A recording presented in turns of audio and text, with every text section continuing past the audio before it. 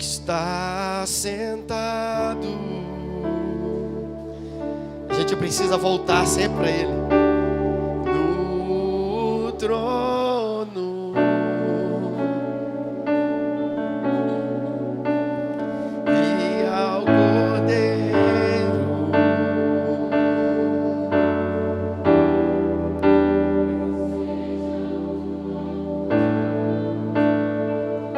Mais uma vez, ao que está sentado. Ao que está sentado.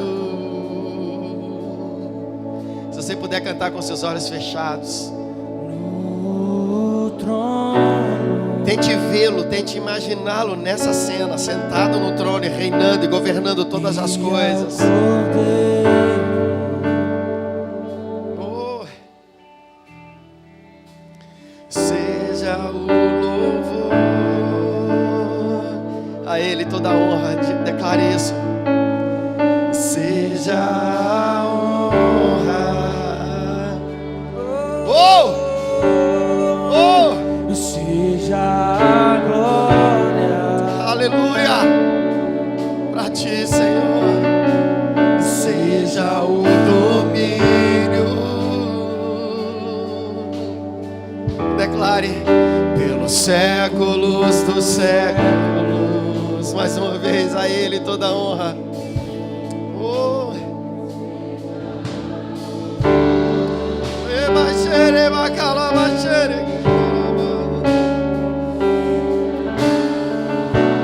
Oh, só para ti, Jesus, só para ti.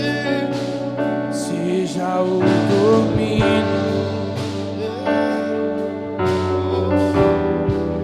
Pelos séculos dos séculos, poderoso Deus, Poderoso Deus. seja entronizado aqui nessa noite, Poderoso Deus. seja exaltado, Jesus. Poderoso Deus. Minha alma anseia por ti. Poderoso, declare isso. O Poderoso Deus. Poderoso Deus.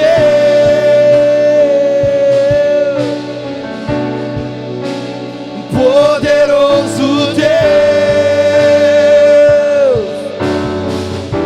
Minha alma anseia por ti. A minha oração nessa noite por você é que você saia desse culto totalmente tomado por uma sede de Deus, por uma fome de Deus, por um desejo ardente da presença dEle. Se eu tenho uma oração para esse culto nessa noite a seu respeito, é essa: que você seja tomado por uma sede, uma fome tremenda da presença de Deus. Amém? Amém.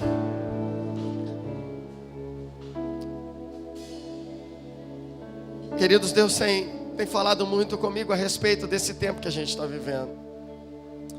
E Jesus, Ele já disse que nós precisamos discernir o tempo. E Jesus, eu estava lendo Mateus 24, se não me engano. Os teólogos aí me ajudem, Mateus 24, que fala da vinda de Jesus, quando Ele vai predizendo, né, o que vai acontecer. Olha, quando ouvires de guerra e de rumores de guerra. E eu estava lendo aquele texto e eu fiquei vendo Jesus ministrando ao coração dos discípulos e dizendo para eles: vocês precisam ter uma percepção aguçada do que está acontecendo. Foi na sexta-feira que teve a lua de sangue, foi? Nós estávamos ali fora e todo mundo vendo, assistindo. Nossa, que lindo, mas a Bíblia fala sobre isso e ela fala que esse seria um dos sinais. A lua de sangue é um dos sinais que Jesus está voltando.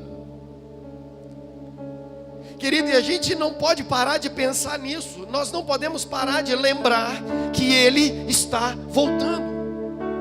Que a qualquer momento Ele vem, Ele vai buscar a sua igreja, a sua noiva, aquela que está preparada e ataviada para Ele. Então eu preciso estar atento à manifestação do tempo, das coisas que estão acontecendo, porque Deus usa as coisas físicas para revelar as coisas espirituais. É por isso que parece que de tempos em tempos Deus permite algumas manifestações, algumas perseguições, algumas crises internas dentro da igreja. Deus permite algumas coisas malucas no meio da igreja, alguns escândalos, para que a igreja se desperte e diga: ei, quem eu estou buscando, quem eu estou servindo? Tem muita gente servindo a Deus como um ídolo, tem muitas pessoas servindo a Jesus como um ídolo, e Ele não é um ídolo, Ele é o Senhor, o Rei. Mas o meu coração idólatra, querido, se você não está mergulhando em 2 Reis capítulo 17, em João capítulo 4, que foi a mensagem de domingo passado, eu te peço em nome de Jesus, por favor, faça isso, mergulhe. Durante essa semana, todo o discipulado 1 a 1 que eu fiz, eu falei sobre 2 Reis capítulo 17, eu falei sobre João 4, eu falei sobre os 5 ministérios, eu falei sobre a restauração da igreja, mas eu também falei sobre a contaminação da igreja. Tem um monte de altares construídos, e tem um texto lá em 2 Reis 17, que eu li aqui domingo para você, que diz que as nações que vieram, as 5 nações que trouxeram a cultura externa e colocaram dentro da igreja, eles usaram os altares idólatras construídos por Samaria para adorar os seus deuses. Lá está dizendo que Samaria já tinha construído altares idólatras. Por isso esses altares foram usados. E quando eu olho para a igreja, quando eu olho para nós como igreja, eu penso: quais são os altares que foram construídos por nós mesmos e que precisam ser derrubados? Lá diz que que o rei de Samaria, da Síria, ele manda pegar um sacerdote dos exilados e levar de volta para Samaria, porque leões estavam entrando na terra e comendo aqueles homens. E alguém chega para o rei e diz: olha, o Deus deles é que está fazendo isso. Ele diz: então pega um sacerdote e leva de volta. E a Bíblia diz que eles fazem isso, eles pegam o sacerdote, escuta isso, querido. Eles pegam o sacerdote e levam de volta para Samaria. E o texto bíblico de 2 Reis 17 diz que então o sacerdote começou a ensinar o povo a adorar o Senhor. Porém o texto não diz que o sacerdote derrubou os altares idólatras.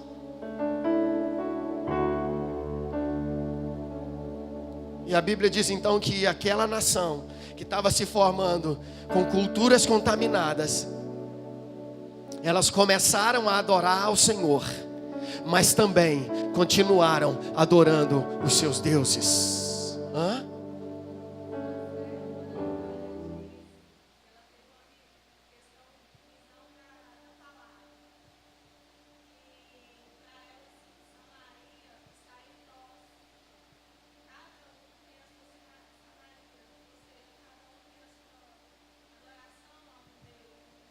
Meu Deus.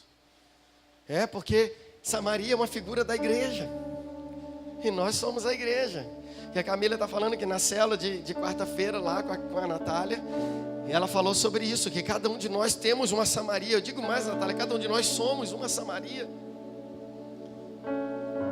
E é preciso que eu olhe para dentro de mim, Alonso, é preciso que você olhe para dentro de você e veja quais os altares que estão construídos aí, Marcos, Marlos. Vocês precisam saber. Vocês precisam olhar e saber quais são os altares que estão aí construídos, porque são esses altares que as culturas pagãs vão usar para adorar os seus deuses. E é por isso que tem muito crente, muito servo do Senhor, muito filho de Deus que está idolatrando pessoas, que está idolatrando denominações, que está idolatrando moveres, que está idolatrando visões. É por isso que a idolatria ela é tão presente no seio da igreja. E é por isso que eu tenho que arrancar esses altares da minha vida. O sacerdote ele vem, ele assume esse lugar de sacerdote, ele começa a ensinar o povo a adorar o Senhor, mas ele não derruba os altares idólatras. Se você não sabe, querido, a nação de Israel, ela foi dizimada da terra. Ela deixou de existir. As 10 nações que formaram Israel, elas deixaram de existir. As 10 tribos, melhor dizendo. Só sobrou Judá. Porque o povo era idólatra, e a idolatria ela é chamada na Bíblia de prostituição. Toda vez que Israel caía com o ídolo, Deus chamava a nação de nação idólatra. Toda vez que eles se voltavam para outros deuses, Deus chamava aquela nação de idólatra. É por isso que a nossa caminhada não pode ser por causa de um homem, não pode ser por causa de um nome, não pode ser por causa de uma denominação, não pode ser por causa de uma tal visão. Não, a nossa caminhada tem que ser por causa dele, por causa de Jesus, porque dele, por ele, para ele são todas as coisas. É por isso que os meus olhares têm que se voltar para Jesus, porque o homem pode me decepcionar, mas ele jamais vai me decepcionar. Você pode compreender isso nessa noite? Sim ou não? Você precisa arrancar os altares que foram construídos ao longo da sua história, ao longo da sua vida. E olha, querido, quando eu falo de idolatria, eu não estou falando de imagens penduradas em uma parede apenas. Eu estou falando de coisas que estão construídas e constituídas dentro de nós. Verdades, crenças que estão internalizadas e que nos levam a viver uma vida longe do Senhor Jesus. Que nos faz acreditar que estamos nele. Olha João capítulo 8, quando Jesus fala: e conhecereis a verdade, ela vos libertará. Ele fala exatamente disso. Ele está falando para os judeus, e os judeus estão dizendo: como você pode dizer que nós seremos livres? Nós já somos livres, não somos escravos de ninguém. E Jesus vira para ele e fala: todo aquele que peca é escravo do pecado. E se você peca e é escravo do pecado, então você não é livre, ou você é livre ou você é escravo. E Jesus vira e fala assim: olha, eu falo o que o meu pai me manda falar. O que eu ouvi do meu pai eu falo. Agora vocês falam aquilo que vocês ouviram do pai de vocês. E mais uma vez eles demonstram uma crença internalizada, alguma coisa que foi posta sobre eles, dizendo: todos nós somos filhos de Abraão. Então ele diz: nós somos filhos de Abraão. Como pode dizer que não temos pai? Ou que ouvimos o nosso pai? E eles declaram: só temos um pai que é Deus. Eles declaram: somos filhos de Abraão. Abraão é nosso pai, porque é uma cultura bíblica de chamar o sacerdote de pai, de chamar o patriarca de pai. E aí ele está dizendo: olha, nós temos um pai. Jesus diz para eles: olha, se vocês tivessem Abraão por pai, vocês não estariam tentando me matar, porque Abraão não é homicida. Se vocês tivessem Deus como pai, vocês não teriam atitude, vocês me amariam, porque o pai me ama. E se o pai me ama e vocês são filhos do pai, então vocês também me amariam. Existiam altares idólatras no coração daqueles homens, que falavam de uma verdade para eles, que nada mais passava de uma mentira. Jesus está dizendo: vocês não são filhos de Abraão, vocês não são filhos de Deus, e vocês não são livres. E aí ele vira para eles e fala: mas se o Filho vos libertar, verdadeiramente sereis livres. Ele está dizendo: há esperança para vocês, há uma chance de libertação, há uma chance de mudar a sua estrutura de vida, há uma chance de dar uma volta por cima, há uma chance de viver uma vida diferente da que você tem vivido até agora. Aleluia. E eu quero contar duas histórias para você aqui nessa noite, duas histórias bíblicas que me marcaram de uma forma muito especial quando eu ouvi pastor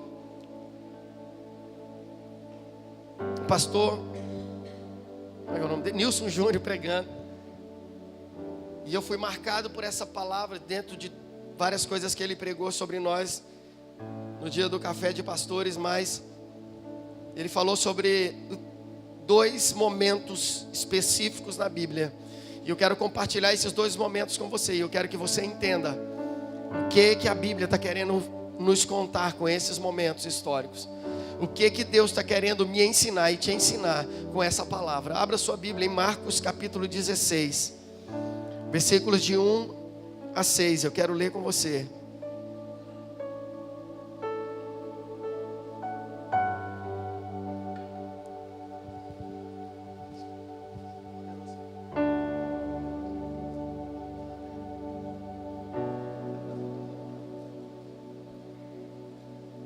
Poderoso Deus, Aleluia. minha alma anseia por ti.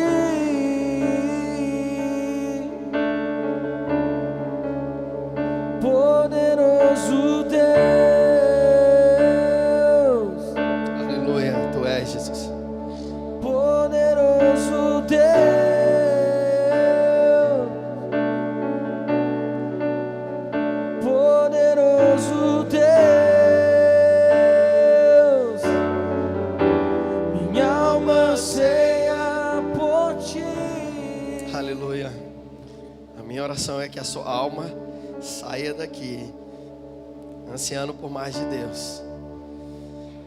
Marcos capítulo 16. Foi isso que eu falei? Marcos 16. Quando terminou o sábado, Maria Madalena, Salomé e Maria, mãe de Tiago, compraram especiarias aromáticas para ungir o corpo de Jesus. E no primeiro dia da semana, bem cedo, ao nascer do sol, elas se dirigiram ao sepulcro, perguntando umas às outras: quem removerá para nós a pedra da entrada do sepulcro? Mas quando foram verificar, viram que a pedra, que era muito grande, havia sido removida. E entrando no sepulcro, viram um jovem vestido de roupas brancas assentado à direita, e ficaram amedrontadas. Não tenham medo, disse ele. Vocês estão procurando Jesus o Nazareno, que foi crucificado. Ele ressuscitou, não está aqui. Vejam o lugar onde o haviam posto. Aleluia. Você pode dar glória a Deus porque ele ressuscitou? Glória a Deus. E aí, Jesus está lá, sepultado. Mas agora ninguém podia ir lá visitá-lo, porque é costume dos judeus. Eles não podiam tocar no corpo. Então essas três mulheres, Maria Madalena, Salomé e Maria, mãe de Tiago, esperaram todo o dia de sábado passar. E no pôr do sol do sábado, porque o sábado, o Shabá, o dia de descanso para eles é do pôr do sol da sexta até o pôr do sol do sábado. Então após o pôr do sol do sábado, elas poderiam ir lá, e elas poderiam então perfumar o corpo de Jesus, como era costume, e é costume dessa cultura. Então diz a Bíblia que no sábado já, após o pôr do sol, elas compram ervas aromáticas, elas preparam essa erva, elas preparam esse perfume. E agora pela manhã, bem cedo do domingo, o primeiro dia da semana, elas vão visitar Jesus. Elas vão visitar o túmulo, o corpo, para que eles então pudessem perfumar o corpo de Jesus. Deixa eu dizer uma coisa para vocês. O que elas estavam fazendo era exatamente o que deveria ser feito. Elas não estão fazendo nada de errado, ao contrário, elas estão fazendo exatamente o certo, o correto, o que deveria ser feito. Porque não deu tempo de fazer na sexta-feira por causa do pôr do sol e do Shabá. Então elas deixaram para fazer no domingo pela manhã. E era assim quando qualquer pessoa morria na sexta-feira, e não dava tempo então de perfumar o corpo. E aquelas mulheres então chegam no túmulo. E quando elas chegam no túmulo, preocupadas com como iriam remover a pedra, que era muito grande, a pedra já estava removida, tinha um anjo dentro do túmulo, e diz: vocês estão procurando a Jesus o Nazareno, mas deixa eu dizer para vocês, ele não está aqui, ele ressuscitou. Deixa eu dizer de novo para você, elas estavam fazendo a coisa certa, elas estavam fazendo exatamente o que deveriam fazer, mas elas estavam fazendo a coisa certa no tempo errado. Elas estavam fazendo exatamente o que deveriam fazer, um mandamento, um costume, uma tradição. Elas estavam sendo exatamente tradicionais naquilo que estavam fazendo, pontuais nas atitudes delas. A atitude de Maria, de Salomé e Maria, mãe de Tiago, é uma atitude louvável, porque elas se preocuparam, elas foram lá, elas decidiram, elas foram fazer o que deveria ser feito. Mas quando elas foram, o tempo já tinha passado. Não era mais tempo de perfumar, porque havia uma palavra, uma profecia, que ele ressuscitaria ao terceiro dia. Profetas já haviam dito que isso ia acontecer. Profetas já haviam declarado a ressurreição do Messias. Elas estavam atentas ao que deveriam fazer, mas não estavam atentas à profecia que havia sido dita. Quando eu olho para essas mulheres, e eu já disse para você que a Bíblia é um livro sobre eu e você, sobre nós, sobre a igreja. Então quase todas as mulheres descritas na Bíblia, se não todas, mas eu vou dizer quase todas, com medo de errar, tem a ver com a igreja, tem a ver com a gente. É uma figura da igreja. E quando eu olho para Maria Madalena, quando eu olho para Salomé, e quando eu olho para Maria, mãe de Tiago, eu vejo uma igreja fazendo a coisa certa no tempo errado. Eu vejo uma igreja tomando as decisões certas, mas no tempo errado. Eu vejo uma igreja pronta a fazer o que tem que ser feito, mas deixando passar o tempo profético. E a igreja, ela precisa se mover por profecia. A igreja precisa estar sustentada e estabelecida sobre um fundamento profético. Paulo escreve aos Efésios e ele diz que nós estamos estabelecidos sobre dois fundamentos: o profético e o apostólico. Então deixa eu dizer para você nessa noite, querido, para de fazer o que é certo sem entender o tempo profético. Para de fazer o que é certo sem entender o tempo de Deus, o Kairos de Deus. Para de fazer o que é certo achando que está fazendo certo. Você não percebeu ainda que o tempo já passou. E uma palavra que eu entendi, que foi liberada sobre nós, uma palavra profética, é que Deus, ele se move pelos mesmos propósitos. Escuta, nada que está acontecendo é novo. Eu me lembrei, Ricardo, de uma música do nosso tempo, porque nós somos tão velhos quanto, chamando de velho, né? Não, o Ricardo é novinho. Nada é tão novo e nada é tão velho. Lembra? Quem é que cantou essa música? Oficina G3. O que nós estamos vivendo e o que nós estamos vendo não é nada novo. É algo que já foi profetizado há tempos atrás. É algo que já foi falado. Os profetas já determinaram o que vai acontecer. Os profetas já lançaram a palavra, querido. Deixa eu te falar, a Bíblia diz que a minha história e a sua história está toda escrita no livro de Deus. A Bíblia diz que Deus nos escolheu antes da fundação do mundo. Já está tudo determinado sobre nós. É só a gente entender isso. É só a gente se apropriar dessa verdade. É só a gente começar a se mover conforme os céus estão mandando a gente se mover. Mas a gente está preocupado em fazer um monte de coisas. E a única coisa que a gente tem que fazer é ouvir a voz dele, determinando o que eu devo fazer. Você está fazendo escolhas, e as escolhas vão fazer você. As suas escolhas vão determinar o seu futuro. E depois você não vai poder olhar atrás e falar: por que deu tudo errado? Porque você fez a escolha errada. Porque você olhou para a direção errada. Há um apontamento profético. Ei, querido, há um apontamento profético. Há uma palavra de Deus que está sendo liberada sobre nós. Há uma palavra de Deus que está sendo liberada sobre a igreja. E não apenas a igreja brasileira, mas a igreja no mundo. Mas em particular a igreja brasileira. Entenda, há uma palavra sobre nós, igreja. Há uma palavra que foi liberada, os profetas disseram, e eu já me apropriei. Hoje pela manhã os meninos estavam comigo. Foi massa lá, né? Nós ministramos lá na igreja Batista, Rafá, Kadosh, El Shaddai, Adonai, Machia, né? Machia. Obrigado. Diz que o pastor Romilson é meu amigo, mas o nome é Igreja Batista, Rafá, Bet Shalom.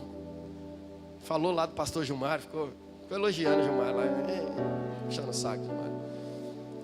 Mas escuta, eu falei isso lá, eu amo o Brasil, eu acredito, e eu sou daquela geração que foi liberada as palavras proféticas sobre nós, que nós seríamos celeiros de missões, que nós sustentaríamos missões na Europa e na África, que nós enviaríamos pessoas. Ei, eu acredito nessa palavra, eu acredito na minha nação, eu acredito, por isso nós oramos pelo Brasil, e eu acredito que nós vamos fazer isso, ou melhor, nós já estamos fazendo isso. Isso já está acontecendo. Essas 3 mulheres representam uma igreja disposta a fazer a coisa certa, mas não entendendo o tempo profético. Agora, quando a gente fala de tempo profético, a gente está falando de um tempo que prevê um tempo futuro. Quando a gente fala de tempo profético, a gente está falando de um tempo em que eu entendo o que vai acontecer na próxima estação. Quando a gente fala de palavra profética, a gente está falando de algo que está sendo liberado nesse tempo para o próximo tempo, nessa estação para a próxima estação, nesse ambiente para o próximo ambiente, nessa etapa para a próxima etapa. Então deixa eu liberar uma palavra sobre você como igreja. Quem é a igreja que levanta a mão? Canta Poderoso Deus para eles, Alonso, para eles entenderem quem é esse que está falando aí. Poderoso Deus,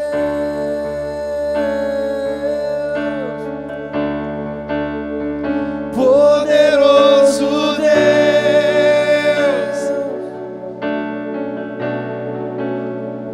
poderoso Deus, minha alma anseia por ti. Você pode dizer isso para ele, que a sua alma anseia por ele? Poderoso. Isso. Cante isso, vai.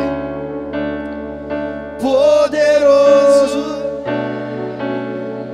Marcos 14. Faltava apenas 2 dias para a Páscoa e para a festa dos pães sem fermento. Os chefes dos sacerdotes e os mestres da lei estavam procurando um meio de flagrar Jesus em algum erro e matá-lo. Mas diziam: não durante a festa, para que não haja tumulto entre o povo. E estando Jesus em Betânia, reclinado à mesa na casa de um homem conhecido como Simão o leproso, aproximou-se dele certa mulher com um frasco de alabastro contendo um perfume muito caro, feito de nardo puro. Ela quebrou o frasco e derramou o perfume sobre a cabeça de Jesus. Alguns dos presentes começaram a dizer uns aos outros, indignados: por que esse desperdício de perfume? Ele poderia ser vendido por 300 denários e o dinheiro ser dado aos pobres. E eles a repreendiam severamente. Deixem-na em paz, disse Jesus. Por que a estão perturbando? Ela praticou uma boa ação comigo. Pois os pobres vocês terão com vocês e poderão ajudá-los sempre que o desejarem. Mas a mim vocês nem sempre terão. Ela fez o que pôde, derramou o perfume em meu corpo, antecipadamente, preparando-me para o sepultamento. Como eu disse para você, quando eu olho para essa mulher, e lá no livro de João diz que essa mulher é Maria, irmã de Lázaro. E aí quando eu olho para Maria, irmã de Lázaro, como diz lá no Evangelho de João, há uma comparação sempre entre Maria e Marta.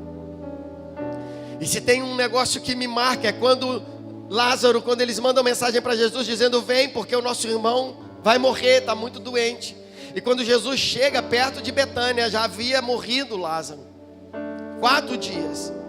E a Bíblia diz que então falam para Marta: Marta, o mestre está na aldeia. E a Bíblia diz que Marta sai correndo, vai ao encontro de Jesus e chega para ele e diz: mestre, se você estivesse aqui, o nosso irmão não havia morrido. A Bíblia diz que Marta volta em casa, chega para Maria e diz: Maria, o mestre está aqui. E ela vai correndo até Maria, até Jesus. Maria corre até Jesus. A Bíblia diz que Jesus estava lá no Evangelho de João, diz que Jesus estava no mesmo lugar que Marta o encontrou. E a Bíblia diz que Maria chega correndo. Alguns foram até correndo atrás dela, achando que ela ia no túmulo chorar a morte de Lázaro. Mas ela não, ela vai até Jesus e ela chega até Jesus. Só que a Bíblia diz que quando ela chega até Jesus, ela se prostra diante de Jesus e vira para Jesus e fala: mestre, se você estivesse aqui, nosso irmão não havia morrido. Ela fala a mesma coisa que Marta falou, mas ela se prostra, porque Maria tinha um coração adorador. Nesse momento em que ela derrama esse perfume sobre Jesus, a Bíblia diz que alguns começaram a dizer para ela: que desperdício, você não deveria ter feito isso, você não podia jogar esse perfume fora, esse perfume podia ser vendido e dado aos pobres. Jesus manda eles pararem, calem a boca, parem de perturbar essa mulher. Vocês não estão entendendo o que ela está fazendo. Ela é profeta e ela está predizendo algo, ela está anunciando algo que vai acontecer, ela já está predizendo o futuro, ela tem uma palavra profética através dessa atitude dela. E ele diz: ela está me perfumando para o meu sepultamento. Ela está perfumando o meu corpo para o meu sepultamento. Essa mulher, e eu vou chamá-la de Maria, porque o Evangelho de João chama de Maria, irmã de Lázaro. Maria, ela vai e ela prevê algo que estava para acontecer. Ela perfuma o corpo. Diga comigo assim: o corpo. Quem é o corpo de Cristo? Quem é o corpo de Cristo? Quem é o corpo de Cristo? Alguém pode falar assim: é você, David. Alguém pode falar para mim? Quem é o corpo de Cristo?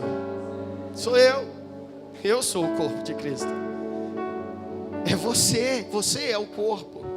E a Bíblia diz que essa mulher, ela perfuma o corpo. Naquele momento ela estava profetizando algo que aconteceria logo em seguida, que era a morte e o sepultamento de Jesus. Mas mais que isso, ela estava anunciando o que iria acontecer nesse tempo, quando a igreja seria perfumada e preparada, mas não agora para morrer na cruz, porque a igreja não precisa mais morrer na cruz, mas agora para ser preparada para reinar com Cristo no milênio.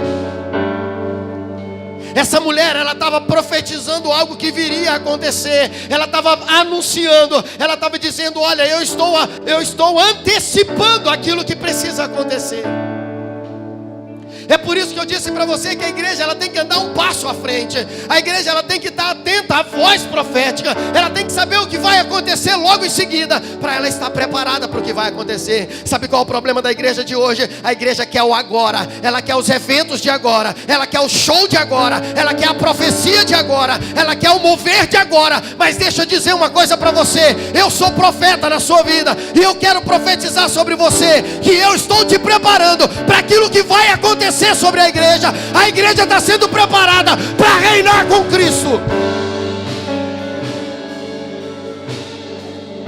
Eu não vou te dar um alimento que vai encher a sua barriga agora, mas que daqui a pouco você vai ter fome. Jesus, ele disse: ó mulher samaritana, se você souber a água que eu vou te dar, ela vai jorrar para a vida eterna, e nunca mais você terá fome nem sede. Ele diz sede para a mulher, mas eu digo para você: há um alimento que está descendo do céu, há um alimento que está vindo do céu, para a minha vida e para a sua vida, e nós jamais teremos mais fome.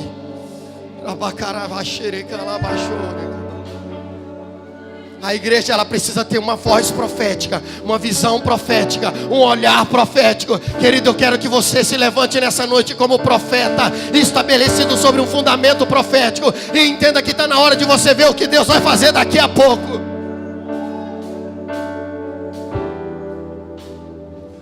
Como nós ficamos sonhando com a casa do Pai.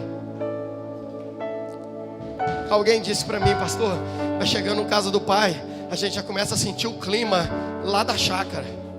A gente já começa a sentir o clima daquilo que vai acontecer lá. A gente já começa a enxergar. A gente já começa a ver. Querido, isso é profético. Eu sei o que vai acontecer, Diego, porque eu posso ver o que vai acontecer. Porque sob um olhar profético eu consigo ver o que Deus está por fazer.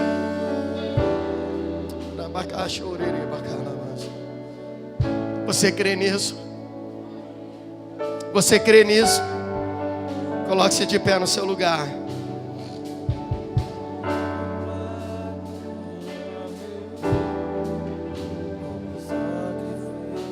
Essa mulher é uma figura da igreja. Uma igreja que sabe antecipar o que vai acontecer. É por isso que eu tenho que viver nesse tempo como se o tempo futuro já tivesse chegado. Eu quero dizer para você, querido, nessa noite: se levante como profeta, e não apenas como profeta, mas como reis que vão reinar com Jesus, como reis que vão se estabelecer com um reinado de equidade com Jesus. É hora de você começar a se estabelecer, porque Deus te chamou para isso. Deus te chamou para isso. Ei!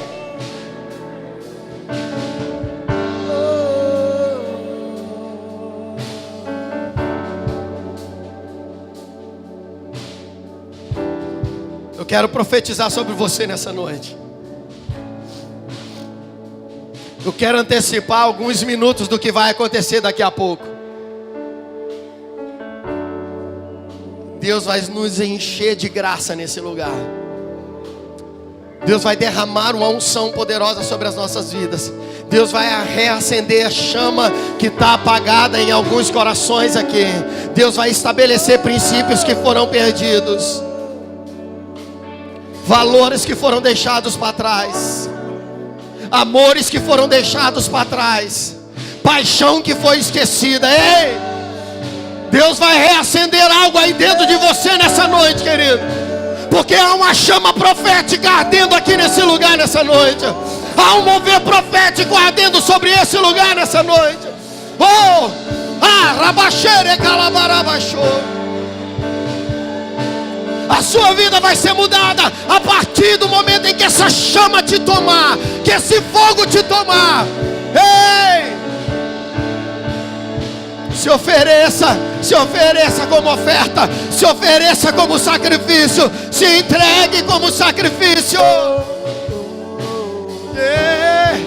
Com sacrifício